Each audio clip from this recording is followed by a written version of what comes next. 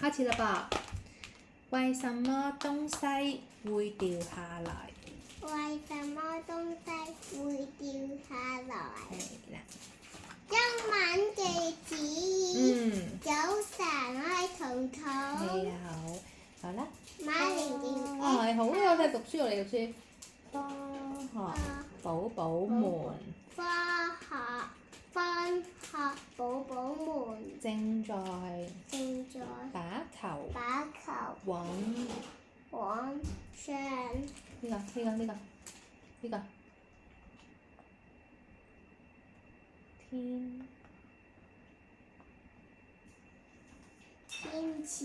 天上氣。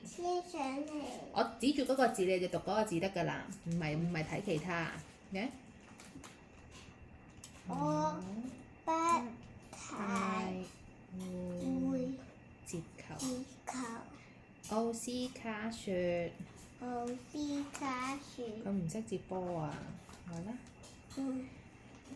艾拉說：球總是會再掉下來。艾拉說：球總是會再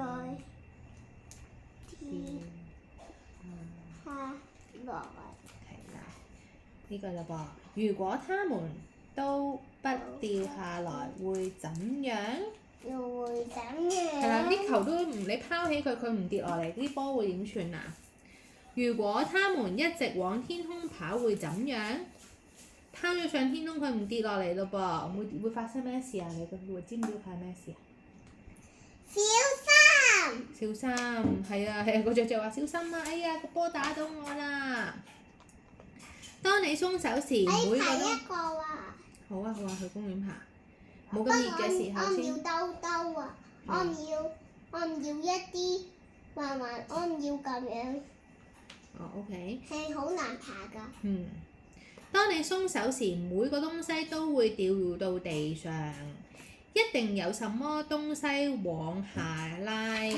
雪糕桶蛇。知唔知啊？點解咧？一樣嘢咧，當你放手，佢一定會跌落嚟咧。點解有啲嘢會將佢哋拉落嚟咧？係啦，放手啊！見到嘅。係你放手跌落嚟。哦，點解？點解所有嘢都會向下跌咧？咁我哋睇發生咩事啦噃？沒錯，米亞說：這個往下拉是很重要的。一個水晶多啲。係啊，這來自重力。彤彤第一次啊。重力，如果沒有它，我們就不能走路了，我們會飄走㗎。我們會飄走。係啊，冇重力嘅話咧，我哋就唔可以行㗎，唔可以一步一步行，喺度飄下飄行，唔知飄咗喺邊度，你唔知去到邊度，翻唔到屋企啦。咁佢會講乜嘢啊？救命係啦！我們來試試玩重力啦！我教你們接紙飛機，然後我們可以來比賽。呢個你接過啦？接！科學寶寶們準備好你的紙飛機，用力把它們氣出去，讓它們抵抗重力。你平時玩紙飛機咧，你個飛機一飛嘅時候，個飛機咪會咁樣慢慢跌咗落嚟嘅。呢個都係佢個重力嚟嘅喎，最尾就跌咗落地下啦。都係好輕嘅紙。係啦，他們為什麼跑這麼遠？一片係好輕啊。係啊。點解都會？咁佢又問啦，點解？為什麼紙飛機會跑這麼遠呢？因為你把它推出去，當紙飛機被推動而往前跑時，重力會把它往下拉。那為什麼鳥兒不會掉下來？點解？你明唔明？點解雀仔唔會跌落嚟啊？佢跟住會解釋俾你聽。因為佢會飛。點解會飛啊？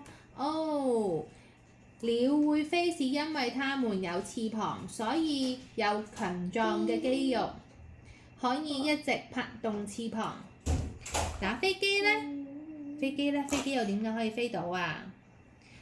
雀雀就話有對翼啦，可以啦，不停拍佢個翅膀啦，令到佢飛啦。咁飛機呢？好多氣會出嚟，所以會飛。佢係飛機，有個飛字咪飛到咯。OK， 好啦，咁睇下先。他們的機翼不會拍動的，對吧？佢哋嘅機翼拍唔拍動嘅飛機？飛機喎，佢嗰對機翼係會咁樣啦，定係唔喐㗎？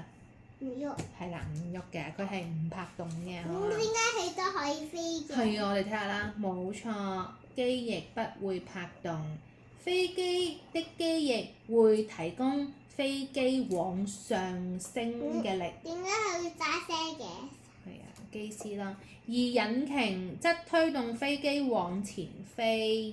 有沒有什麼地方在這裡我們在那裡我們會飄起來，不會往下跌呢？看，有咩啊？有唔會跌嘅地方，睇下有，識唔識啊？